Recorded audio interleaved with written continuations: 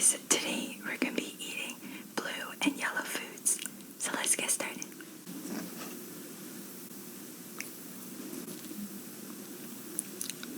Because it seems to me that there's two separate issues about things like the Danish cartoons which get conflated. One is the question about should the cartoons have been published in the first place. Now, it seems to me any newspaper editor, anybody on a picture desk in a newspaper or a magazine, every day is presented with material where they have to make the decision, is this worth putting in the magazine or not? And I think we can also agree that maybe no two picture editors would make the same decisions. Some of them would print all those things, some of them would print one or two, some of them would print none of them. So on the one hand, you've got the argument about quality and so on, should the things be in the paper? Yes. Myself, I think that most of them were rather tedious, and the ones that weren't were actually the most offensive ones. I mean, the best cartoon was the one which shows suicide bombers arriving at the pearly gates. Yes. To be greeted by the Prophet Muhammad saying, "Would you please stop doing it because we're running out of virgins?" Yes. Now that has the great merit of being funny. That has a bit of bite to it. Yeah. And actually, the one with the turban, the bomb in the turban, was similarly, a perfectly legitimate, strong, satirical point. And well drawn. And well drawn. And so those two, the ones that people got most exercised about, would actually be the ones that I would, if I were the picture editor, that I would have published, and many of the others were just beyond bland. So that's one issue. Would you do it, would you not do it? But it seems to me that there's the second issue, which is what you were talking about, I think, is what happens when the subject of violence arises. And at that point, it seems to me the subject changes.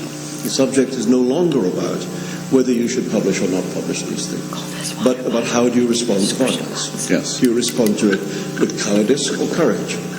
And at that point, it seems to me that every newspaper in the world should publish the Danish cartoons. Not because they like them, and not actually because they particularly want to insult Islam, but just to make the point that you don't give in to threats. Yes. And so I think sometimes, when people start talking about the cartoons as objects, were they good or bad, were they offensive or inoffensive, that's one half of the point. But the second half of the point is the question of the response to violence. And I think that's one of the things that has got very blurred recently. And one of the most, I think, mealy-mouthed pieces of language that is developed to justify this kind of behavior is a kind of reinvention of the meaning of the word respect. It seemed to me, when I was growing up, that respect meant that you took people seriously. It didn't mean that you never disagreed with them. To respect someone is to say, okay, we'll take on what you have to say, and if I don't agree with it, I will offer a counter-argument. The idea that it would be disrespectful to someone to in any way disagree from their system of belief is a new idea, a new meaning of the term respect. And it seems to me to have nothing to do with respect. And what it actually means is I'm too afraid to do it. So what you have is cowardice masquerading as respect.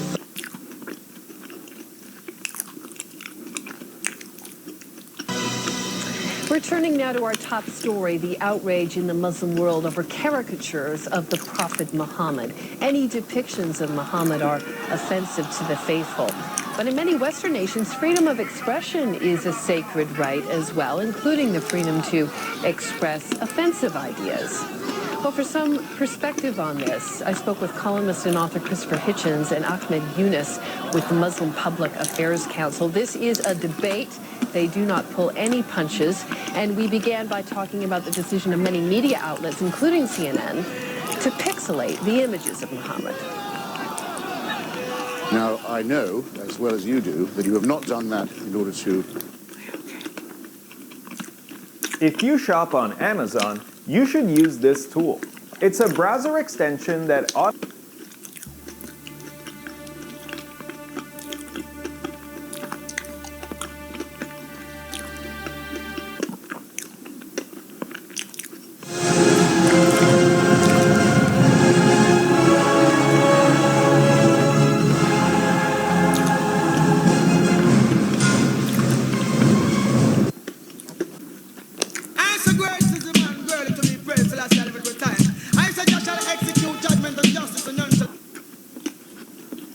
Do you like being on the cutting edge of knowledge?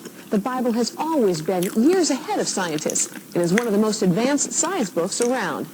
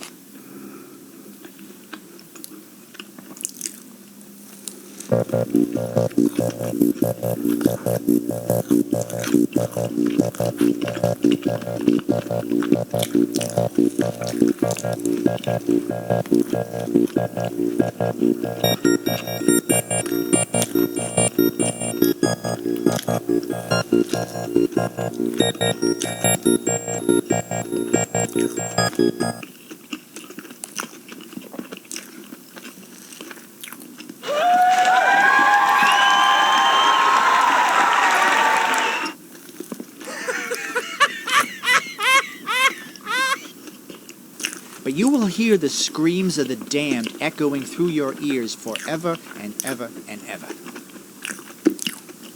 Hell is not a joke. It is not a myth. It is not fantasy.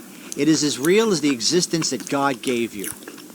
Hell is not something to be mocked or ridiculed. Hell is not something to disprove, because you can't. It is there, just as sure as the universe is here.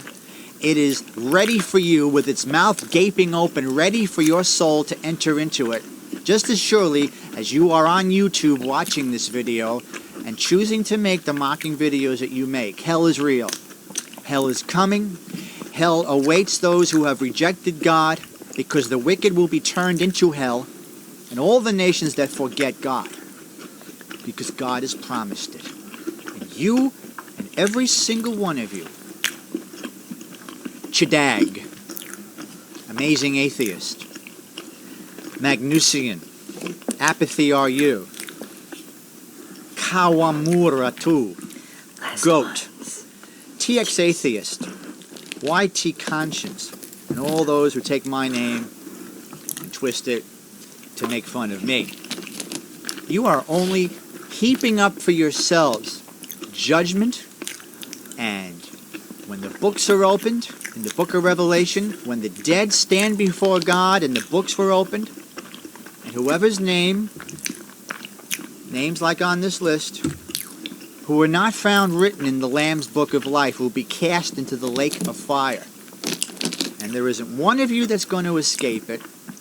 It'll last forever, because this is where this world is heading. God is not playing games with the creation He created, who knows that He's there but willfully chooses to reject Him because they do not like to see fit to retain God in their... A person that spends his time considering what God has done is just not impressed with what man can do.